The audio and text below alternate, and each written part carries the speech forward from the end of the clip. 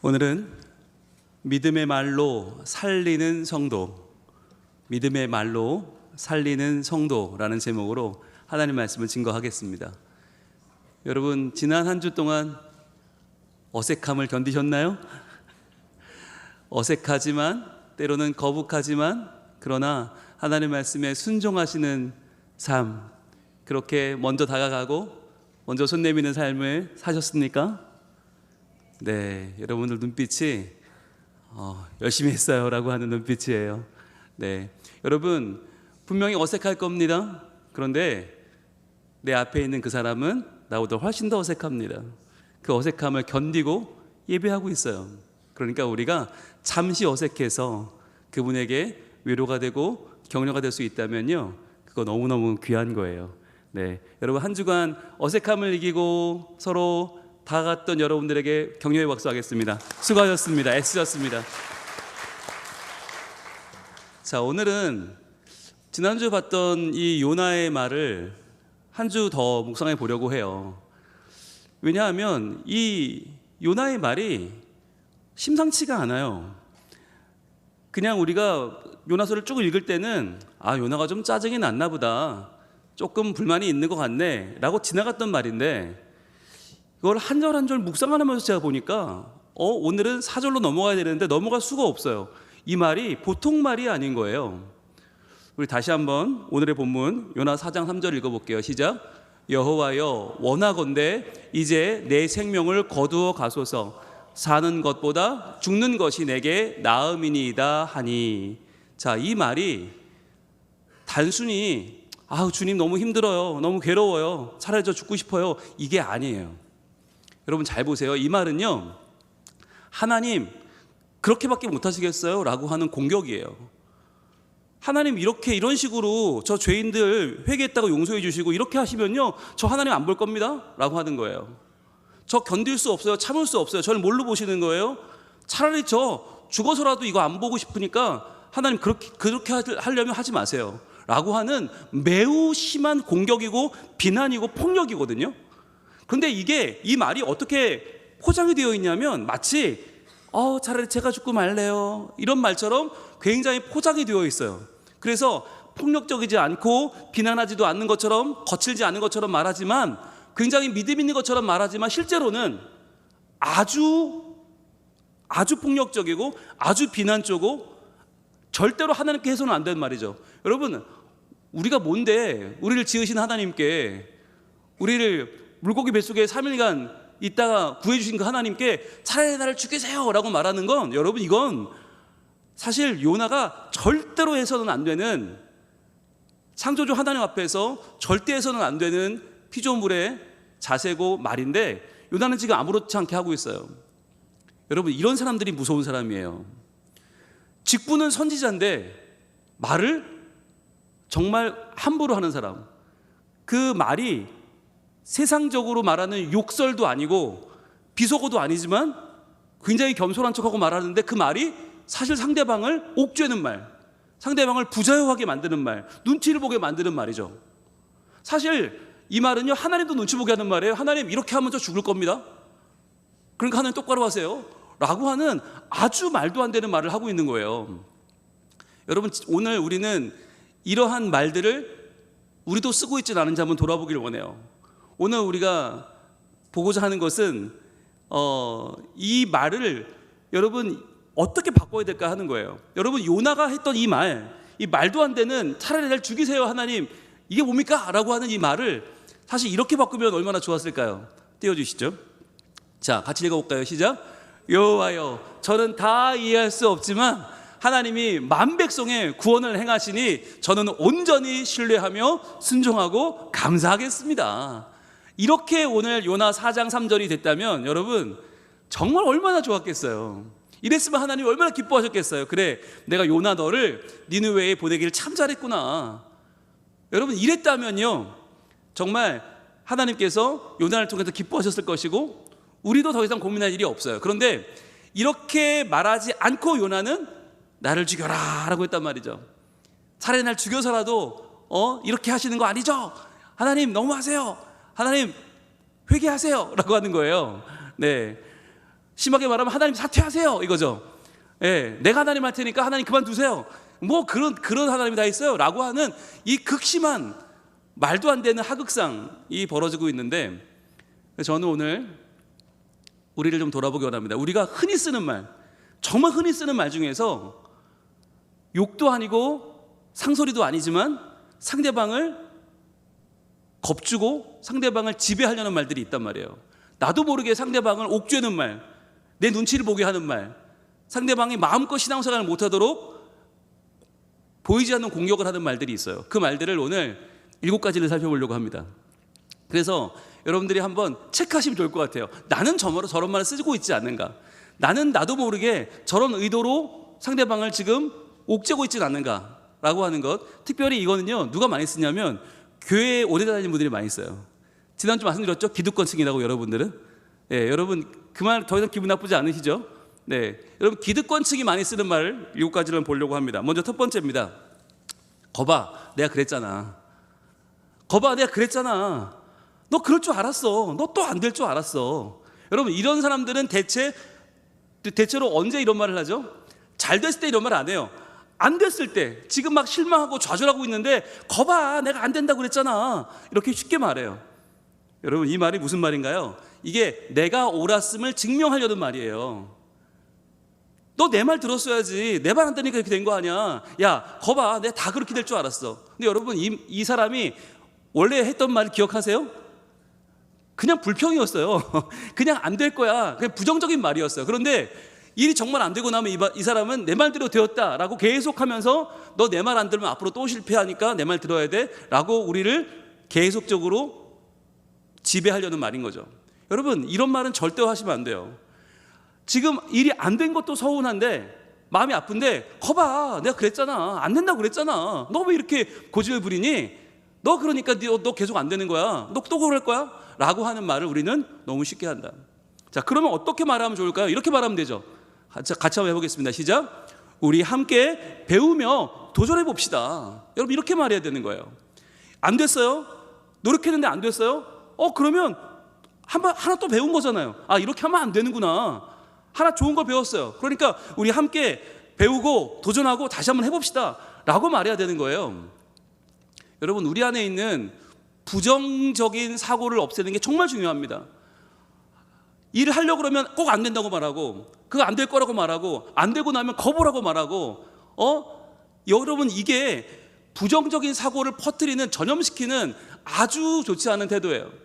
그러나 실패했으면 어때요? 그걸 통해 배우면 돼요. 그렇게 한 걸음 나아가는 거, 이게 바로 함께 세워주는 말이죠.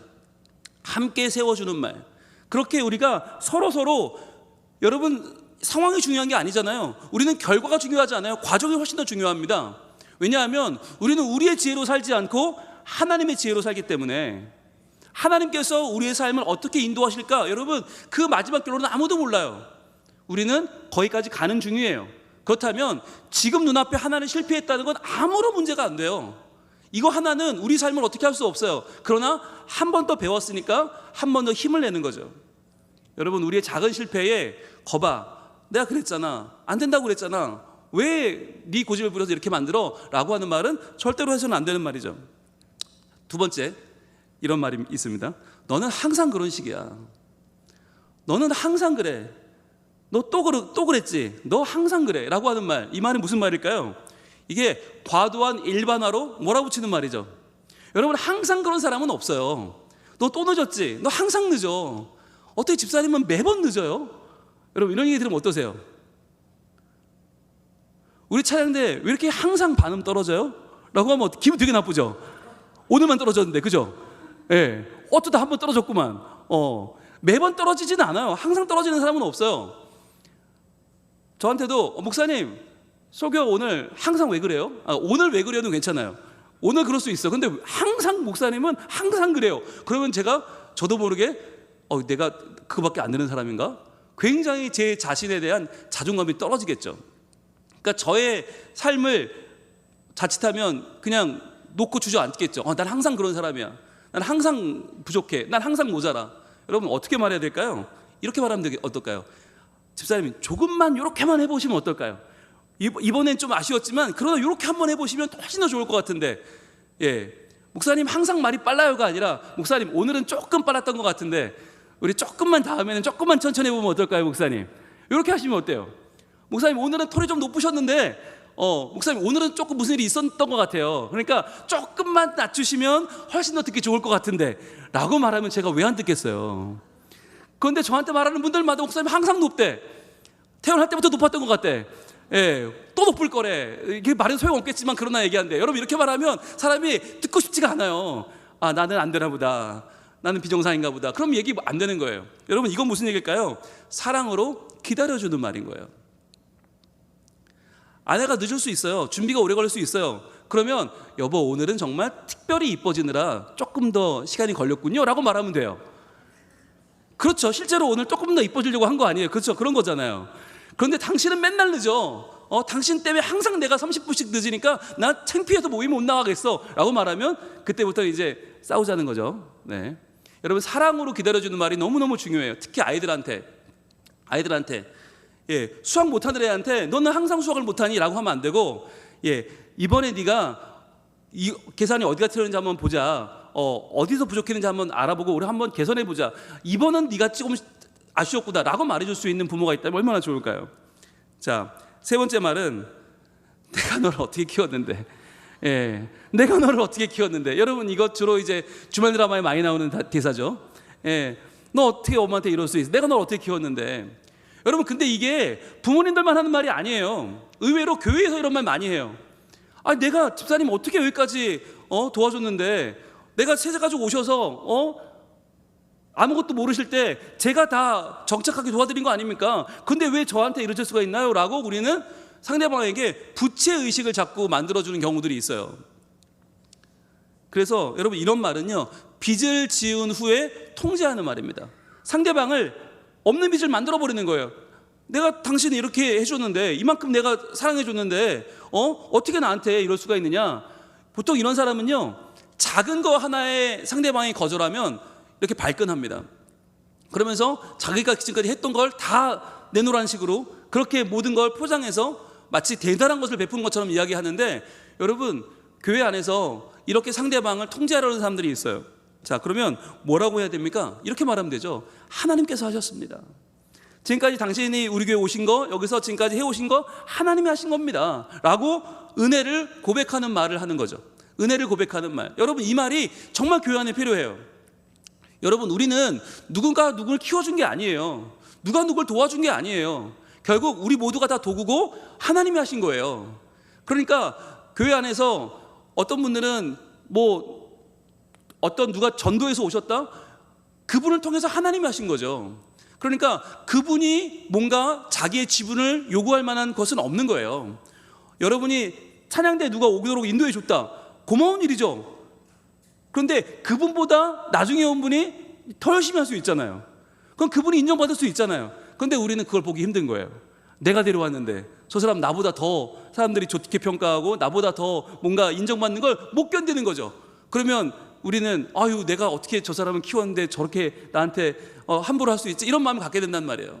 여러분 이거 절대로 안 되죠. 네 번째, 자, 이거 다 너 잘 되려고 하는 말인데 라고 하는 이야기. 이거 정말 너 생각해서 하는 말이야 라고 하는. 그런데 꼭 이 다음 말이 뭐가 나와요? 비난이 나와요. 비난과 공격을 하면서 이게 비난과 공격이 아닌 것처럼 포장하는 거죠. 그래서 마치 이게 정말 위에서 하는 말처럼 공격을 포장하는 말. 여러분 이 말엔 자매품이 있어요. 뭘까요? 내가 동생 같아서 하는 말이야. 꼭 여기 자매품이 있어요. 내가 아들 같아서 하는 말이고 내가 딸 같아서 하는 말인데 내가 친동생 같아서 이렇게 말하는 거니까 기분 나쁘지 말고 들어. 근데 꼭 기분 나쁜 소리를 하죠. 꼭 그래요. 이거 다 너 잘 되려고 하는 말이야. 여러분 이거는요, 상대방의 인격을 굉장히 깎아내리는 말이에요. 근데 그러면서도 자기는 빠져나가는 거죠. 책임을 회피하는 거죠. 내가 욕을 한 건 아니야. 내가 너 심하게 말한 건 아니야. 너 잘 되라고 말한 거니까 그렇게 들어야 돼. 여러분 이 말은 절대로 하시면 안 되죠. 그럼 뭐라고 말해야 되겠습니까? 제가 집사님 위해서 어떻게 기도하면 좋을까요? 제가 어떻게 기도해드리면 집사님 더 신앙생활을 잘 해나가시는데 부담이 없을까요? 라고 하는 거. 여러분 이건요 뭐냐면 사랑을 증명하는 말이에요. 우리가 입술로만 사랑하지 말자고 늘 하잖아요. 그런데 입술로 사랑 안 하면 어떻게 합니까? 방법이 없어요. 어떻게 상대방에게 지금 실수하고 지금 문제를 겪는 사람에게 물어봐 주는 거예요. 제가 어떻게 도와드리면 차량대를 더 잘하실 수 있을까요? 제가 어떻게 도와드리면 구역생활을 더 잘할 수 있을까요? 제가 어떻게 도와드리면 가정이 더 화목해질 수 있을까요? 제가 저의 사랑을 지금 말로 증명해 보이는 거죠. 그렇게 입술만이 아니라 나의 행동으로 상대방을 사랑하고 있음을 보여주는 그러한 모습이 우리에게는 필요합니다. 5번째입니다. 자, 너는 나 없으면 안 돼. 여러분, 이거 굉장히 위험한 말이에요. 너는 나 없으면 안 돼. 그러니까 너는 나만 믿어 라고 하는 말. 이게 의존성을 기르는 말이고 무력감을 심는 말이죠. 마치 나 없으면 넌 아무것도 아니야. 여러분, 이거 굉장히 우리가 많이 하는 가스라이팅 중에 하나거든요. 마치 저 부장님이 안 계시면 우리 부서는 망할 것 같이, 저 대장님이 안 계시면 우리 차연대는 끝날 것 같이, 마치 저 목사님이 안 계시면 우리 교회는 아무것도 아닌 것 같이, 이렇게 사람들의 생각을 조종하는 말, 정말 잘못된 거예요. 여러분, 교회는 하나님의 교회고 교회의 주인은 누굽니까? 예수 그리스도예요. 그렇다면 모든 부서에 가장 중요한 분은 예수님이세요. 그런데 누군가가 그 부서의 가장 중요한 분이 되려고 한다? 여러분, 경계하셔야 됩니다. 누군가가 없으면 안 되는 사람이 되면요, 그분은 안 계셔야 되는 분이에요. 그분 때문에 계속 있으면 안 돼요. 왜? 그분이 없으면 망하는 교회라면 하나님의 교회가 아닌 거죠. 그래서 교회가 나는 너 없으면 안 돼, 또는 교회는 내가 없으면 안 돼, 이게 제일 위험한 생각이죠. 자, 그럼 뭐라고 해야 되겠습니까? 우리 함께 주님을 의지하고 한번 해봅시다. 여러분, 이게 중요한 거예요. 주님이 주인이시니까, 하나님이 주인이시니까 함께 주님을 의지하고 같이 도전해 보는 거죠. 누가 없으면 안 되는 교회, 그런 교회는 여러분 하나님의 교회가 아닌 거예요. 하나님의 교회는 주님을 의지하고 한번 해보는 거죠. 이게 바로 동역자임을 인정하는 말이에요. 우리 모두는 동역자예요. 여러분, 교회 나온 연차가 다를 수 있고 직분이 다를 수 있고 역할이 다를 수 있지만 우리 모두는 동역자 아닙니까? 그렇다면 우리에게 주신 사명을 우리가 함께 주님을 의지하고 도전해서 이루어내는 것이 우리 사명이에요. 그렇다면 누구에게 의존할 것이 아니라, 누가 없으면 안 돼가 아니라, 누가 하면 어때요? 이 없으면 잇몸이죠. 근데 어떨 때는 그 잇몸이 더 잘할 때도 있어요. 여러분, 누가 없으면 안 돼라는 말, 내가 없으면 안 돼, 내려놓기를 바랍니다. 그래서 그것을 뛰어넘는 하나님의 은혜를 사모할 수 있기를 축복합니다. 자, 6번째는 이런 거예요. 그렇게 느꼈다면 그건 네 문제야. 네가 문제가 있는 거야. 왜 기분 나빠해? 다 널 위해서 하는 건데 왜 네가 기분 나빠? 그건 철저하게 너의 문제야 라고 말하는 거, 책임 전가의 말입니다. 어떤 사람이 집사님 좀 센스가 없으신 것 같아요 라고 이야기했단 말이에요. 그럼 기분 나쁘잖아요. 남들 있는 앞에서. 그래서 조용히 가서 말했단 말이에요. 권사님, 그렇게 말씀하시면 제가 좀 마음이 서운한데요. 그랬더니 왜요? 왜? 진짜 이상하다. 저 그냥 농담으로 한 얘기예요. 저한테 무슨 열등감 있으세요? 정말 그렇게 느끼면요, 그 집사님이 믿음이 없는 거예요 라고 말했다는 이야기가 있어요. 전설 같은 이야기가 있어요. 아니, 기분 나쁜 소리를 해놓고 정말 어렵게 저 좀 마음이 상했어요. 그랬더니 왜? 농담을 못 받는 그런 열등감은 뭐야? 이러시면서 상대방을 완전히 몰아붙여서 정말 다운을 시켜버린 분의 이야기가 있습니다. 자, 그렇다면 이게 과연 전설 속의 이야기일까? 과연 우리는 그러고 있지 않을까? 심한 말을 해놓고서 야, 그렇게 받아들이면 네가 문제가 있는 거지 라고 하는 우리의 책임지지 않는 말들, 어떻게 말하면 좋을까요? 이렇게 말해야겠죠. 제가 상처를 드렸네요. 정말 죄송합니다. 정말 죄송합니다. 여러분, 이게 교회 안에 있어야 돼요. 교회 안에 사라져버린 게 사랑만이 아니에요. 나의 잘못을 인정하는 것도 사라졌어요. 사과하는 게 사라졌어요. 마치 사과하면 지는 것처럼. 이 전쟁터에 살다 보니까 교회도 전쟁터인 줄 알아요. 여러분, 교회는 아니에요. 교회는 내가 먼저 사과하고 내가 먼저 용서하고 내가 먼저 손을 내미는 곳이에요. 그런데 그러면 진다고 생각하는 것 같아요. 여러분, 이게 뭐냐면 책임을 인정하는 겸손의 말입니다. 우리가 삭막한 세상에 살고 있다 보니까 교통사고 나면 절대로 미안하다고 하지 말라면서요. 그렇게 교육을 받았어요. 그러다 보니까 문제가 생기면 절대 미안하다고 하지 마라. 마치 교회에서도 미안하다고 말하면 네가 책임을 지는 거야. 네가 지는 거야. 여러분 그렇지 않아요. 미안하다고 하는 사람이 이기는 사람이에요. 먼저 상처를 드린 것에 대해서 인정하고 사과하는 모습이 중요하죠. 자, 마지막입니다. 너 사람들이 뭐라고 그러는 줄 알아? 사람들이 다 너 이렇대. 그거 알아? 라고 말하는, 이게 뭐죠? 모호한 다수의 의견을 인용하는 거죠. 여러분 사람들이 다 이렇게 말해. 다 그렇게 말할까요? 무슨 여론조사 했어요? 몇 퍼센트 나오면 사람들이 다 그렇게 말하는 거예요? 우리는 자기 의견을 얘기할 때 목사님 제 의견은요? 라고 말하지 않죠. 목사님 사람들이 다 그러던데 목사님만 모르시는 거 아세요 혹시? 그래서 내가 특별히 말씀드리는 거예요. 목사님만 모르고 계세요. 예? 목사님 눈 작아요. 모르시죠? 목사님만 몰라요. 다 너무 잘 알아. 어쩌면 목사님만 모를 수가 있을까? 거울도 안 보시나 봐. 막 이러면서 사람들이, 저도 알거든요. 왜 모르겠어요? 저 눈이 있는데. 저도 다 보여요. 먼지도 들어오고 막 그래요. 예. 근데 사람들이 다 그렇다고 말해. 다 그러는데 뭐라고 말해야 될까요? 이렇게 말하면 어떨까요? 제가 집사님 위해서 저 기도하고 있는 거 아시죠? 네. 은밀한 사랑의 표현이에요. 은밀한 사랑의 말. 그러니까 사람들이 다 이래. 너 완전히 바보 됐어. 너 문제 많아. 너 엄청난 지금 문제 속에 있어. 이렇게 말해버리면요, 어떻게 느낄까요? 고립감을 느껴요. 와, 나만 몰랐단 말이야? 사람들이 다 이렇게 나에 대해서 얘기하는데 나만 몰랐어? 와, 난 완전히, 나 아무도 친구도 없네? 나 혼자네? 고립감을 느끼고 좌절감을 느끼게 되죠. 그런데 집사님을 위해서 지금 저도 기도하고 있고요. 정말 우리 선교회가 다 집사님 위해서 너무 사랑하는 거 아시죠? 우리 부서 교사들이 다 기도하는 거 아시죠? 우리 교회가 정말 사랑으로 우리 한 명 한 명 기도할 때 집사님 이름이 빠지지 않는 거 아시죠? 집사님 힘을 내세요. 여러분 은밀한 사랑의 말이 얼마나 중요한지 아십니까? 여러분 누구나 다 이렇게 당신에 대해서 말해요가 아니라 지금 내가 당신에 대해서 특별한 마음을 가지고 있어요 라고 말해주는 거. 여러분 이게 정말 중요한 거예요. 여러분 저는 여러분들에게 항상 말씀을 드려요. 한 번만 무리하면 된다. 한 번만 무리하면 그 사람의 마음을 얻을 수 있다. 그럼 그때부터는 편안한 관계가 돼요. 그런데 한 번 무리가 어렵잖아요. 시간 내기가 어렵고 마음 내기가 어렵고 물질 내기가 어려워서 그 한 번을 머뭇거리면 그 사람 마음은 나한테 열리지 않아요. 그렇게 한 번 열어주고 나면 그때부터 여러분 하나님 안에서 정말 너무너무 아름다운 관계가 됩니다. 저는 오늘 7가지 말을 살펴봤는데 여러분들 어떠세요? 여러분이 그런 말을 쓰고 있는 것 같으세요? 아닌 것 같으세요? 네, 한 번도 쓴 적 없죠.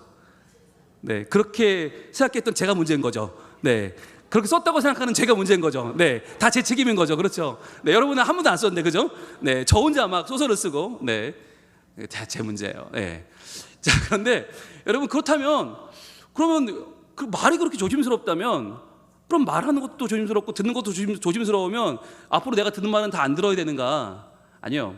여러분 기준이 있습니다. 우리가 상대방의 말을 들을 때 이 말이 정말 내가 들을 만한 말인지, 이게 마음에 새겨되는 말인지 아니면 흘려야 되는지에 대한 기준이 있어요. 그게 바로 이거예요. 읽어볼게요. 시작. 이 말이 나를 자유롭게 하는가 아니면 얽매이게 하는가 라고 하는 거예요. 이게 기준이 돼야 돼요. 분명히 거룩한 단어로 쓰는데, 분명히 고급진 단어인데 우아하게 말하는데 이 말은 나를 얽매이게 하는 말이다. 그럼 여러분 그 말은 흘려보내시면 돼요. 그런데 편안하고 별 내용도 없었던 것 같지만 그러나 이야기를 들으니까 내가 자유로워져. 여러분 그 얘기는 꼭 들으셔야 되는 말이에요. 여러분을 정말 사랑해서 하는 말은 여러분을 자유롭게 합니다. 편안하게 합니다. 여러분의 신앙 스타일, 신앙의 자세, 여러분이 신앙생활하는 모습을 더 북돋아주고 그것을 더 하나님 앞에서 마음껏 할 수 있게 만들어주는 그런 말들은요, 정말 여러분 우리에게는 생명 같은 말이고 그것은 정말 알곡 같은 말이에요. 그런데 아무리 그럴듯한 말을 들었는데 내가 얽매이게 된다. 저 사람에게 얽매이게 되고 누군가에게 얽매이게 되고 뭔가 어떤 힘 속으로 내가 지금 빨려 들어간 느낌을 갖는다면 여러분 그 말은 들으시면 안 돼요. 그럼 그 말은 내가 절제하고 그 말은 거부할 줄도 알아야겠죠. 로마서 16장 17절 말씀 우리에게 이렇게 말합니다. 같이 읽습니다. 시작. 형제들아 내가 너희를 권하노니 너희가 배운 교훈을 거슬러 분쟁을 일으키거나 거치게 하는 자들을 살피고 그들에게서 떠나라. 이게 누구에게 한 말이냐면 세상 사람들이 아니에요. 로마 교회예요. 교회 안에도 교훈을 거슬러서 분쟁을 일으키는 사람도 있고 거치게 하는 자들 있었어요. 근데 그들을 일단 살펴야 된다. 어떻게 살펴요? 말이죠. 그들의 말을 통해서 우리가 그들을 살피고 그들에게서 심한 경우는 떠나야 된다. 왜? 거기 계속 내가 그 말, 그럴듯한 말에 계속 내 마음을 내어주지 말라는 거예요. 그렇게 내가 신앙생활에 얽매이고 힘들게 할 필요가 없다는 거예요. 의외로 그런 분들이 많아요. 자기도 그렇게 하는지 아마 모를 거예요. 그런데 상대방을 심리적으로 지배하면서 조종하는 분들이 정말 있어요. 그들에게서 떠나라고 말씀합니다. 그러면서 18절, 이들은 어떤 사람이냐? 시작. 이 같은 자들은 우리 주 그리스도를 섬기지 아니하고 다만 자기들의 배만 섬기나니 교활한 말과 아첨하는 말로 순진한 자들의 마음을 미혹하느니라. 여러분, 이런 정말 말도 안 되는 일들이 교회 안에서 벌어질 수 있다라고 하는 거죠. 에이, 우리 교회는 아닐 거야. 에이, 우리 교회는 그런 사람 없어. 가 아니라 그게 날 수도 있어요. 여러분, 내 주위에 이상한 사람이 아무도 없으면 누가 이상한 사람이에요? 나예요. 그렇죠? 여러분, 항상 우리는 주의해야 돼요. 예수님을 섬겨야 되는데 자기의 배만 섬기는 사람, 내 욕심만, 내 이익만 챙기는 사람, 교활한 말과 아첨하는 말로 순진한 자들을 미혹하는 자들이 있다는 거죠. 자, 그래서 오늘 주시는 19절 말씀은 너무 중요합니다. 같이 읽습니다. 시작. 너희의 순종함이 모든 사람에게 들리는지라. 그러므로 내가 너희로 말미암아 기뻐하노니 너희가 선한데 지혜롭고 악한데 미련하기를 원하노라. 아멘. 잘하고 있다는 거예요. 야, 로마 너희 교회 지금 너무 잘하고 있어. 너희 순종함이 모든 사람에게 지금 들리고 있고, 그래서 내가 너희로 말미암아 너무너무 기뻐. 그러니까 절대로 너희를 윽박지르는 말, 너희를 제한하는 말, 너희를 얽매이는 말에 절대 너희들 마음을 내어주지 마. 잘하고 있는데 왜 그래? 너희 너무 잘하고 있어 라고 사도 바울은 성령의 음성으로 지금 로마 교회를 칭찬합니다. 그러면서 말하기를 너희가 선한 데는 지혜롭고 악한 데는 미련하기를 원하노라. 즉 선한 말, 살리는 말, 북돋아주는 말을 하는 데는 여러분 지혜롭기를 원합니다. 오늘 7가지 체크하셨나요? 안 적고도 외울 수 있나요? 네, 그렇다면 오케이. 그러나 이 7가지를 여러분 적으시고 여러분이 그렇게 앞으로 말하기를 원합니다. 왜? 우리는요, 우리의 본성이 나를 드러내기를 원하고요, 남 잘 되는 꼴을 못 보고요, 이왕이면 내 편을 만들고 싶고, 이왕이면 내가 드러나기를 원하는 게 인간의 본성이기 때문이에요. 그러나 이럴 때에 하나님, 요나처럼 그렇게 하나님을 실망시키는 말, 하나님을 함부로 대하는 말, 그렇게 하나님께 하극상하는 그런 말 우리에게도 있을 수 있는데, 그 말과 그 마음을 지금 돌아보고 우리의 마음을 주님께 드리고 먼저 우리의 마음이 주님의 마음을 담기를 원합니다. 주님 마음 내게 주시고 그 마음 품고 언어 생활을 해나갈 때에 하나님, 우리의 입술이 하나님의 말, 지혜로운 말, 선한 말, 살리는 말로 많은 사람을 복되게 하는 주의 백성 되게 하여 주시옵소서. 우리 함께 기도하는 마음으로 찬양하겠습니다.